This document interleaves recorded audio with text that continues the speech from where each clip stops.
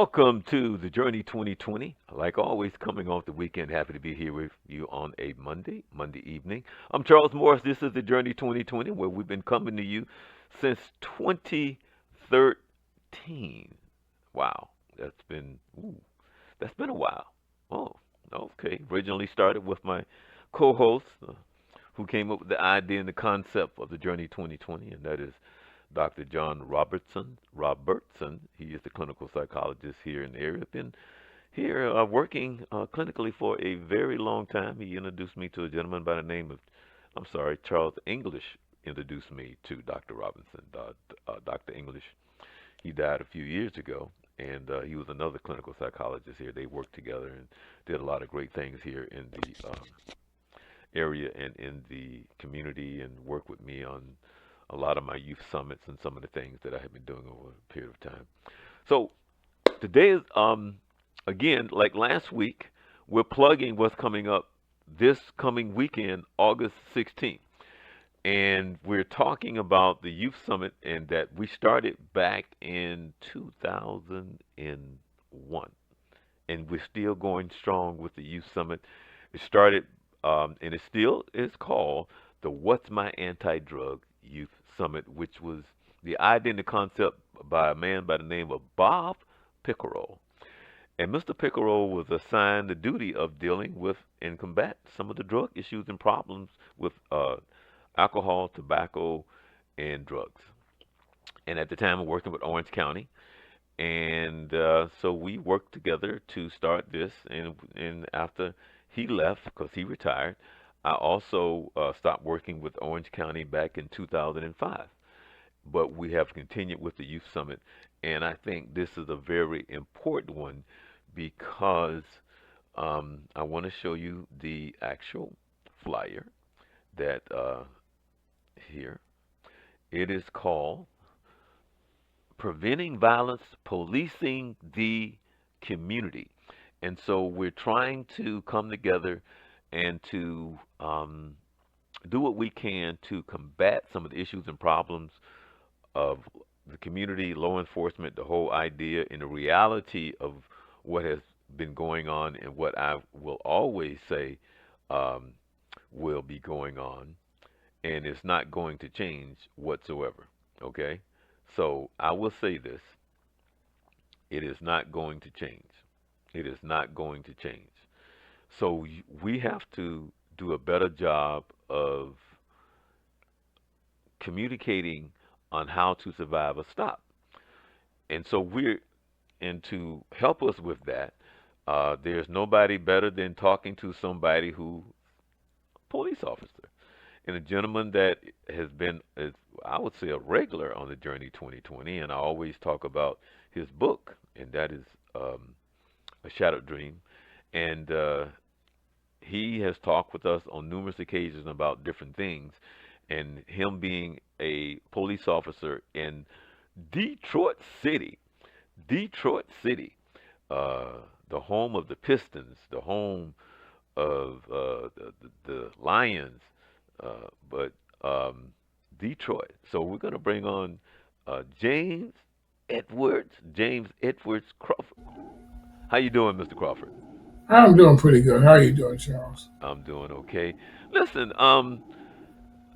we and I invited you to the summit, so I want you to take a look, and I want you to listen for a little while about the gentleman who will be uh, taking on the task of what the simulator is going to be, and I want you to just give me some feedback on the conversation. That's okay? That sounds good. And joining me right now is I like hanging out with the hitters. The I like hanging out with the ballers. Kind of. Yeah, hey, I'm with Dr. Nelson. Show us where the ball is at, man. Hey, but we appreciate hanging out with you, Charles. Man, you've done a great job, man, in this Orlando, Central Florida community with the Youth Central Connection, man. And, we're just excited, man. And I know I already told you, I'm not going to do an imitation of Dr. Nelson to coming this Saturday, but Dr. Nelson is in town walking me through the law enforcement use of force simulator, man, so that Hmm. we can unfold this to the community. And Charles, you're doing a great job, man, with keeping people aware of what's taking place. Well, we was having a conversation, and you were talking about something that should be done uh, probably monthly, and that's something that we should work on. Well, you're absolutely correct. And Dr. Nelson, I mean, I know you and we've talked about this. We went back to task force reports from 2016, 2021, and 2023, and it's not any mystery to what needs to be done. You can look at it in all of these reports. Yeah, right. No, I think engagement, community engagement, is a constant. It's consistent. It isn't something you do when things are going bad or you have a crisis situation. It's something you continually do. So what I refer to it as putting chips in the bank when you don't need them, because it's not a matter of if you're going to need them; it's a matter of when. And I think having that relationship, I think will go a long way to not only resolving some of those issues, but also you get in the community to see their roles and responsibility in ensuring a safe community. Hey, Charles, Hmm. now he just talked about putting chips in the bank, and we have so many banks around the country. You got Bank of America, you got Regions Bank, you got all these banks. Can you tell people what bank they need to put those chips in? The Bank of Trust. The Bank of Community Trust. That's it. That's it. Hey, because the worst thing you can do, whether you're in Central Florida, North Florida, or anywhere in America, is to have a crisis situation and your trust is insufficient fund. Mm-hmm. You can't go there. So that's when you see communities burn down, and that benefit the community. It hurts the community. But when there's a lack of trust, hopelessness, anything can happen. Well, one of the things over the years, Rob, this is my probably maybe about my fifth or sixth time that I have done this in my summit versus what to do in case you're stopped by law enforcement. And what I try to emphasize, and one of the things that I've said, is that stop is not a place for you to get justice at that point in time, because everything is in their favor. Everything is stacked up for them to do what they're going to do based on that person, their personality, and no matter how wrong they are and how you feel has nothing to do with the good outcome for you. And people, for some odd reason, have a hard time to understand when to fight the battle, how to understand what that means because of the situation at the time. Can you just kind of briefly speak on that? No, you're right. You're absolutely right. In Jacksonville, that was all over the national media. For me, and this is me, I think that officer didn't have a justifiable reason to stop the young man. I firmly believe that. And then when you look at the data on the types of stops and when they made stops and all that, who they've stopped in terms of stopping someone from not having a headlight, I think that you put that to the side. I think it was not justifiable. But when you look at this, the thing, I was thinking about my son. What I tell my son is, you're stopped by the police, do everything that they asked you to do. Even if you think that, they shouldn't have stopped you, all of those things, go through it. And just think in your mind, my daddy's going to handle this. And what my daddy don't handle, Ben Crawford handle. But that's what you have, that's a daddy issue. You bump that up to daddy and make it home to daddy and say, Daddy, this is what happened. But trying to litigate, I know my rights, and the young man slammed the door and then he locked the door and he had tinted windows. That's the worst thing you could do. Law enforcement, they don't know what's on the other side of that door. Yeah. No, I think that's what we got to get to. I'm actually doing a session with the NAACP. They're having their state convention here in Orlando on September 6th. And we're going to bring out the simulator because I think the simulator does two things. It shows young folk how difficult it is to make those decisions in law enforcement. You shut the door, you have tinted windows, you don't know what's on the side.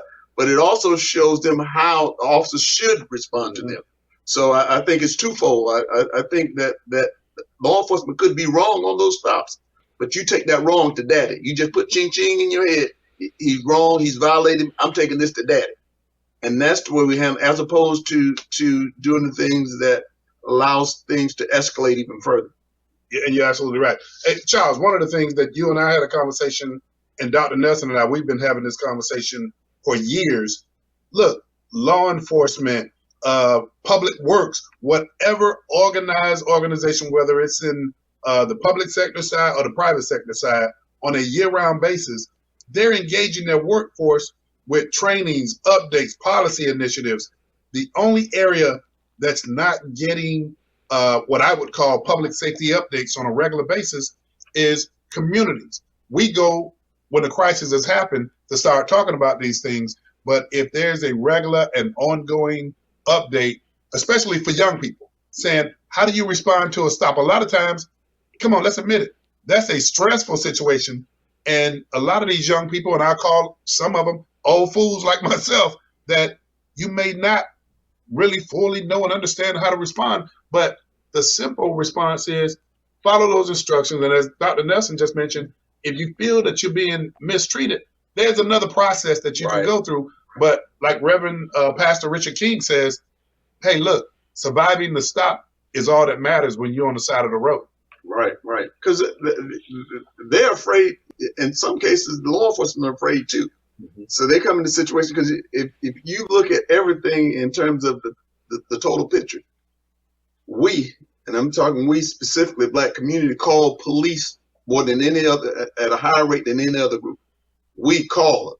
And there's trauma in that you call folk that you feel for mistrust of, but you're calling them. Mm-hmm. So you got that trauma as well. And then the fact that sometimes they get there and they traumatize you even more. Or reverse, you have some officers that are excellent with dealing and engaging the community.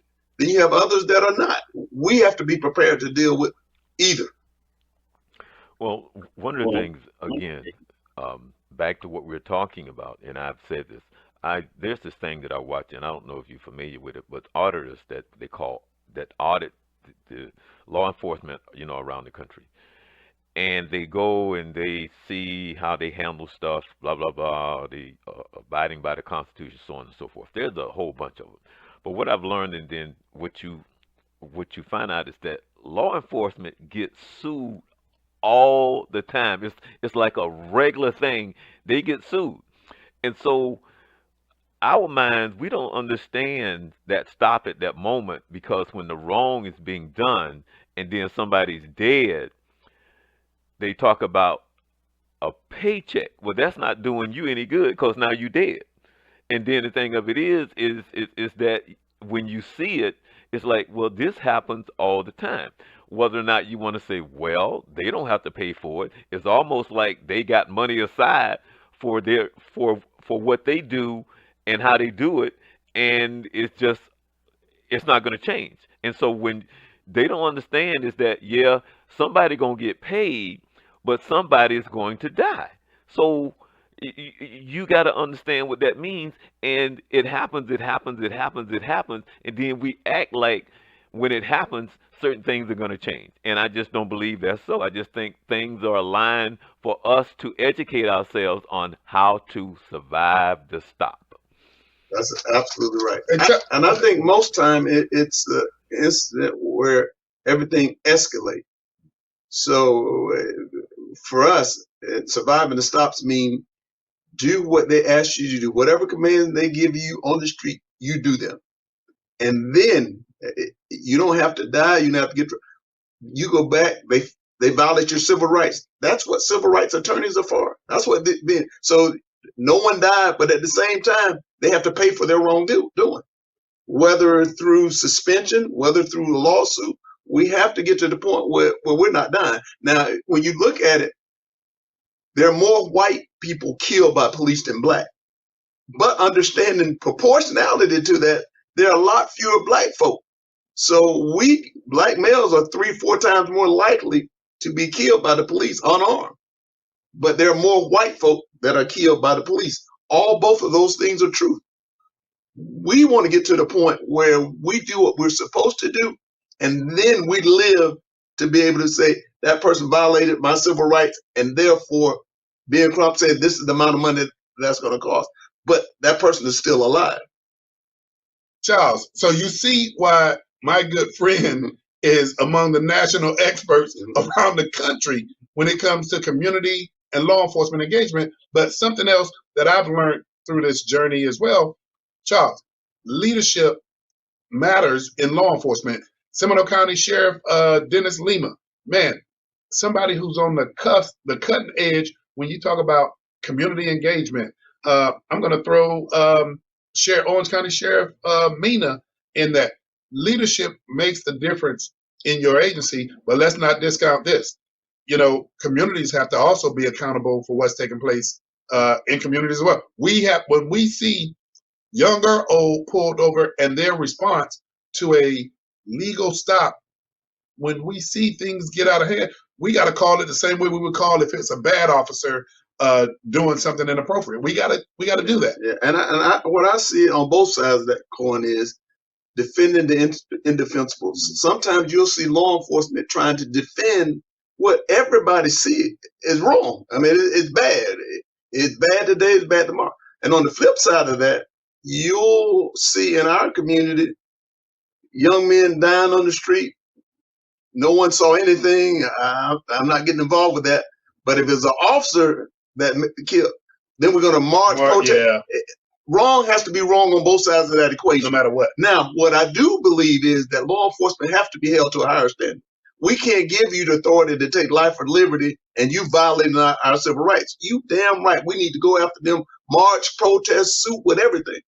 But on the flip side of that, a few years ago, I was here doing a training with law enforcement, and a 2-year-old was shot in the drive-by shooting. And to this day, I don't know if they found the perpetrator. So it's disingenuous that a black life only matter if a police officer take it. But if it's being taken by folk that look at us in community and we don't want to get involved, that's not. But the flip side of that as well is if it's my child, I'm going to go and tell you everybody was there, everybody I thought was there. But if it's somebody else's child, I'm not getting involved. My comment to that, to our community is tomorrow it may be your child. Maybe your child, you're right. Charles, so do you see the importance of why something like this, when we talk about community engagement, it need not happen once or twice a year? There's updates. I mean, we need to bring in juvenile justice, DCF. We need to have law enforcement there as our partners when we're engaging the community to see, number one, what's taking place in that community. Number two, providing updates. And number three, one of the best updates that I think needs to be placed out there right now is Florida's super speed new law, which has captured a number of folk in it, but people didn't realize that now if you're caught driving over 100 miles an hour, it used to be you get a speeding ticket and be on your way. Now you can actually go to jail. And so I think regular ongoing updates, but especially when we talk about law enforcement and community engagement, there's no better expert to have those kind of conversations than the one sitting to my left, Dr. Nelson. He's done this all over the country. Well, you guys are going to be doing it, Charles. This is the work that you guys can do. It's my hope. The simulator that I have was donated to me by Laser Shot, and they just want the community and law enforcement to see the lens through each other's views. That's what they want. I think every law enforcement agency in the country need to be able to do something like this with the community, and they may need to get folk like you guys to do it. Because sometimes when law enforcement does it, they're trying to show their perspective. That's why when I do the simulator, it's looking at all perspectives. It's easier for you to try to show it through your lens to prove or to justify. We don't need that. That's why I think this is going to be a beautiful thing on Saturday, is that it's unfiltered. We get to go and have a conversation, let these folk go through the simulator. And of course, they're going to shoot more people than the law allows, innocent people in the simulator. They're not trained. And absolutely, but the beautiful thing about Saturday is they can take these bullets back. And law enforcement realize you can't take the bullets back. That's why it's incumbent upon us to make sure that our young people that live in our community that want to go in law enforcement, we encourage them, we support them. We don't do what a lot of folk do. Oh, you part of the police, you against us. No, either you get what you deserve, or you get what someone else gives you. And Charles, I don't know, to kind of wind this up, man, I believe at the end of the day, man, this has value on both sides. Law enforcement gets to sit down and understand the community that they're serving, but the community also gets to realize that law enforcement is somebody's husband, somebody's father, somebody's mother, and to put yourself in the place of law enforcement to understand what they deal with on a day-to-day basis. So, Charles, we're just excited about what you and your organization is doing. August the 16th at New Covenant Baptist Church, I believe Chief Stanley and I are going on at approximately 11 o'clock, and I would highly encourage parents to bring your children. I would encourage parents, please show up, because this is something that you get to live, not something that somebody's going to come back and tell you, but show up. This is an opportunity for the community to come out in partnership with your organization, but also law enforcement will be there participating as well. Yeah, I think this is, if you saw the incident in Jacksonville and other places, sometimes just knowing what to do is the difference between life and death. So this is education on both sides of that equation. And like I said, I just applaud you and the others that thought that this was something that's needed and necessary, because it is. And we need to do this around the country. So started in Eville in Central Florida and move it on out. But this simulator, and shouts out to Laser Shop, because they're the ones that provided this for us to be able to use. Oh, well, all right. And then we also hoping that as this coming Saturday, our own James Edwards Crawford would be there as well. James, I'm hoping that you're going to show up and give us your expertise. And what did you think of the video? I mean, with the two gentlemen, Doctor and Rod, let me just say this here, okay? And then at the end of them, I will be there Saturday. What happened was this. What you're saying is absolutely true. You should, police officer pull you over, regardless of whether you're right or wrong, you do what he says, because you do not want to be on the 6 o'clock news. But this is we oversimplify it. I'm going to oversimplify it by this. You can follow all the rules. You get the civil rights complaint. You can get the officers charged or not charged, but that's not the problem. When I wrote my book, one of my relatives said to me, who cares what happened to you 45 years ago? And it kind of made me angry. But I did talk about it. But here is the key thing. I'm going to make it as short as I can, but I'll be glad to discuss it with everybody. The problem is not, it's the officers, but it's the cult. The police departments are cult. And I want you to say this, I'll say it 2 or 3 times. The bond between police officers, the unions, the supervisors, the prosecutors, and white juries is as strong as the bond between that thing that's the president right now and his followers. The Democrats, all the lawyers now, the colleges are giving it to, everybody's giving in to him. The police department is the same way. They go out of their way to find reasons not to find their officer guilty. If a black man, black guys got in an argument, and one guy shot him, the other one said he looked like he was reaching for a gun, they don't care. He's going to end up getting charged, probably with murder. It was a white cop and a black guy. They look for every reason not to charge him. And that's what happens. It's nothing's going to change, Charles, until you break up that cult. And I patrolled the streets of Detroit starting 55 years ago, and nothing significant has changed from this year. There's one thing I want to clear up, and let me say here. What you need to do is to get these people that are doing this good work, the community work. I don't want to stop them, but the point is you have to come out to find out a reason how to make that first domino fall, how to break up that cult. Because if you don't, I don't care what you do, it's going to be there. I've had incidents, and I don't want to tell you, where a guy shot The guy officer got a police run, house on fire. Got there, the house is in flames. The guy jumped off the second story porch, started running. They told him to stop. He didn't. They shot him. My boss wanted me to justify that. I said, "Oh hell no." They had no reason. He might have been lived there. He might have been scared. It could have been any reason. You had a warrant out for him. There's absolutely no reason. You did not know there was a crime. He said, "Well, he set the house on fire." You don't know that. All they know when they got there, the house was on fire. The guy was trying to get away from the fire. One other one was an officer that was beating and kicking a guy on the ground. When I pulled up, all the officers just scattered like flies, like roaches, I should say. I tried to discipline him, and my supervisor, I was a lieutenant at the time, said, "No, you don't have enough evidence, and the union's not going to go for this, blah, blah." They would not take him off the street. I said, "Take him off the street." Well, this same officer killed his wife and kids and then killed himself. Same one. Same thing with two other officers. They made national headlines. They called themselves Starsky and Hutch. They worked directly for me. I rode with them one night. And you would think if your boss is riding with you, he would give you your best behavior. They didn't. They didn't care I was in that car.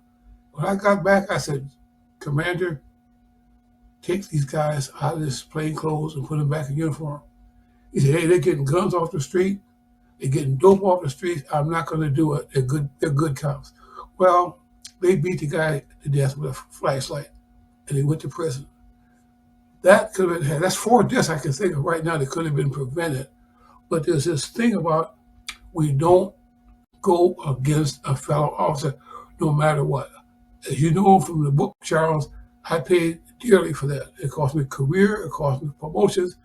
It had 3 literal attempts on my life because I would not allow this to happen. And if you do it, you're going to suffer the same thing that I suffered. So you really have to be a tough guy to get out there and say, "Look, I'm not going to do it." One last thing, and I'm going to shut up. I wrote a story called The Perils of a False Arrest. And it's a long, maybe 2 or 3 pages, but the bottom line was this. The guy was doing nothing. They brought him over, threw him up against the car, patted him down. He said, "Hey," he resisted. He ended up being thrown to the ground, bruised face, locked up. At the station, they told the sergeant, "Well, we were investigating crimes in the area. We thought he fit the description. And so we tried to talk to him. He resisted, and things got out of hand, and we ended up having to arrest him." His partner could have said, "Oh, Sarge, I'm sorry." That's not the way it happened. We had no reason to pull this guy over. He wasn't doing anything wrong. And we had no business kicking his butt and bringing him in here. But he didn't. He said, "Well, it happened just like he said." And the reason he said that, because other officers were standing around that desk and listened to what he was going to say. They knew he was a good guy. They wanted to know, was he going to back up his partner and be a good guy or be a jackass? And so he went with the partner. The pressure against an officer not to testify or support his fellow officer is unbelievable. And it goes on and on and on. And then after he got to the desk with the sergeant, they went to the detectives, told the same lie to the detectives. They got to the prosecutor, told the same lie to the prosecutor. They went to trial, told the same lie to the trial. The second officer, he could have said at any time, "No, that's not what happened, I'm sorry." But the guy ended up getting convicted, going to prison. He lost his house, his car, his job. When he got back, there was no job. Nothing was left for him but working in a car wash or getting involved in crime. That's what they do when they lie and protect their fellow officer. But the bond to do that doesn't matter. All of these legislators know what they're doing is wrong. They know what the hell of a liar this guy is. But we're going to protect him no matter what. That is the attitude that officers have nationwide, from the bottom up to the top. The chief came out right off the bat. "Well, he didn't do anything wrong, blah, blah, blah." You know damn well he did something wrong. You know that he was a chief of police. But that's it. They're going to protect him no matter what. No matter whatever this thing does now, he is going to be supported by everybody. And that's what it is with the police department. So until you break that bond and start those dominoes to fall, it's not going to change. And the other thing, last thing I wrote about, one chapter I titled was, why do police officers get away with murder? And the answer is, because we can. Thank you. James, I've had you tell these stories on more than one occasion here on the Journey 2020, and each time you tell it, it's still, I mean, because it's real, it's a reality. There's no getting away from it, and it's like that's America's justice. That's the reality of the world that we live in. And the more you talk about it, the more you state it, the more you know that it's real. And that is one of the main reasons why I try to emphasize that when you're stopped, that's no place to get justice because things are stacked against you, no matter how wrong that police officer is. That's not the place to fight that fight. And for some odd reason, we seem to not understand what that means. And for those who at some point do get convicted, and we're talking about police officers who do get convicted, it's not enough. And so, James, I never asked you this question. I'm going to ask you this right now. Um, have there ever been a talk, or do you know of a discussion that police officers ever talk or even have the idea that they could be convicted and go to jail for what they do? They don't think about it. And the reason why is because they know that the union, the commanders and inspectors, the white jury are going to let them go. They feel confident that's going to happen. They don't really believe they're going to be punished for what they did. They honestly and truly have convinced themselves nothing is going to happen to me. Or it does, it's going to be something minor. I'm going to get a slap on the wrist. And that's it. They believe that. And that's why they continue to do what they do. And guess what? 99% of the time, they're right. I hear this one thing, I hear people say about a good officer. Well, there's a lot of good officers, most of them are good. I disagree with that for this reason. If you allow your partner to mistreat a guy, falsely arrest him, go to jail, go to prison, lose his house, car, family, or you go home to your wife and kids every night, his son has to visit him behind a plexiglass. How could you say that's still a good officer because he does nice things in the community? He's not. Once he fails to tell the truth and save that guy from going to prison, if he doesn't do that, he's not a good officer. I probably won't get very many people to agree with me, but that's my Well, I opinion. mean, but what you're saying makes perfect sense, though, because it's not one thing, it's not two things, it's not three things.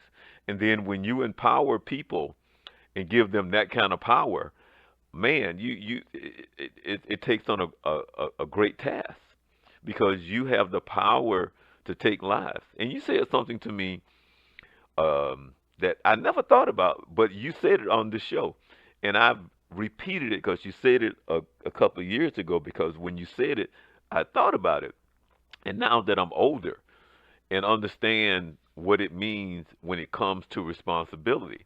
So if you got a police officer, 18, 19, 20 years old, and you put them in a position and you give them a gun, and you got a 19, 20-year old who has to make the option to shoot or don't shoot, to cause to me, you 19, 20 years old, you still a child. I don't think that you have developed enough. I mean, you know when your life is in danger, of course, but the overall of giving a 19, 20-year old, 18, 19, 20-year old a gun and saying, I now have the freedom to make that choice, to me, that's kind of wacky. I don't, that to me, that's very scary that you can empower such a young person, then give them that kind of power. Occupation where we could be judge, jury, and executioner at the same time. And to your point, Charles, when I was in the academy, Question came up about, well, can I have a right to shoot or when to shoot? The guy that was teaching the class was a sergeant. Told us raw recruits, if you're allowed to fill out your report, you made the right decision. That was his answer. When you shoot the guy and kill him, he said, if you're allowed to fill out your report, you made the right decision. I'll never forget that. And that's the way a lot of them think. Well, If you learn in the academy, why would you think it's okay? actually, James, I understand. I I understand because of everything you just said. Because he knows that if you're able to fill out the report, you got the backup. That's basically what you just said, and that's what they're acknowledging. Because if you are around to tell the story, the probability of it is that you're going to get away with it, and that's exactly what you're saying.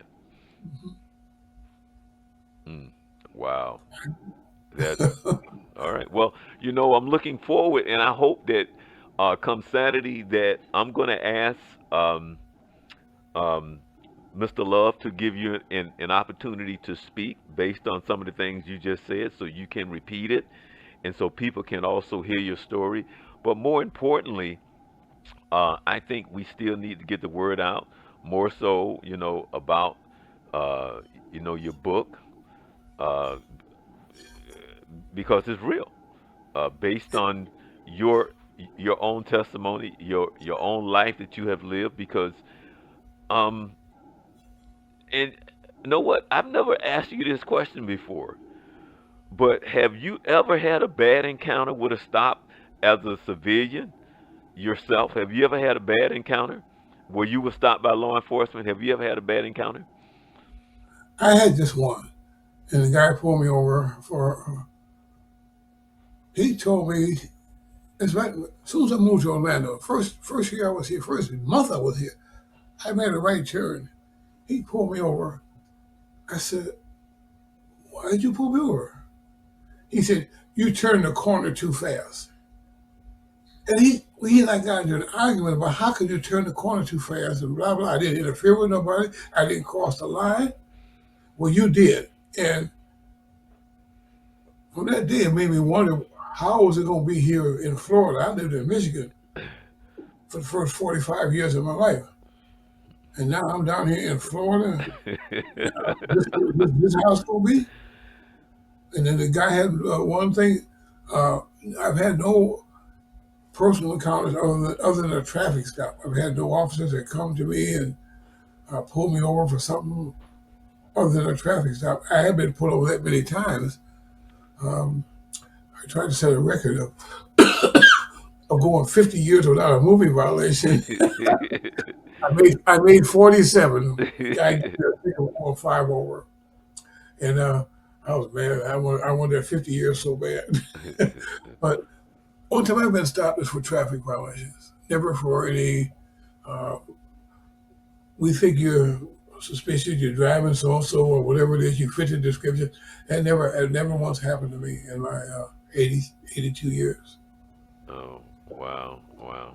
And so, again, we're looking forward to you being there on Saturday, August 16th, where we're going to have the annual What's My Anti-Drug Use Summit, where we're going to have some workshops there, as well as we're going to be talking about AI. We're going to talk about your money, the you money, your self worth, and you know. But it's called Preventing Violence, Policing the Community. It's the annual What's My Anti-Drug Use Summit that's been going on for well over 21, 22.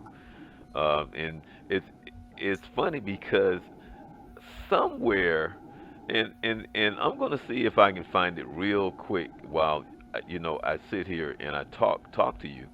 But I'm going to see if I can find, because you have taken part in some of my summits that has taken place. And Oh yeah, I took the place. The last one I was in was in the one with Charles English. He passed away the next day. That's yes, the last one. Yeah. yes, that is very true. And let me see if I can pull something up real quick. I don't know because you can tell when you get to be my age. You're a Uh, youngster, Carol. You're a youngster. well, no, actually I pulled up the wrong one. I was going to try to pull up a picture, but I actually pulled up the wrong one. But I'm going to see if I can find the one that I was looking for, and then I want to show you that yes, you were there. Oh, actually, you know what? I think I may have found one, James. Hold on, let me see if I can find it here real quick, and I'll see if I can pull it up and see. And I know you probably don't remember this, but there you are. You're sitting next to Dr. English, and you're sitting next to Chief Murray, and that's Vince Carter. So yeah, you were on the panel. That was a few years ago, and that is what the topic is, and what we're going to be talking about this coming Saturday, August 16th, starting at 9 a.m. at New Covenant Baptist Church. So uh, let me see if I can pull up the flyer again, so I can give you the actual. I saw it on the screen. I didn't see an address. Right, it's actually on the flyer. But I'll send the flyer to you. I think it's 2210 South Rio Grande, Okay. 32805. I'll Uh, find it. yeah. Well, yeah. I think it's 2210 South Rio Grande, um, 32205 here in Orlando. So again, I want to thank you for taking part. And then um, you don't know it, but what you were saying, and it's a very, very powerful message.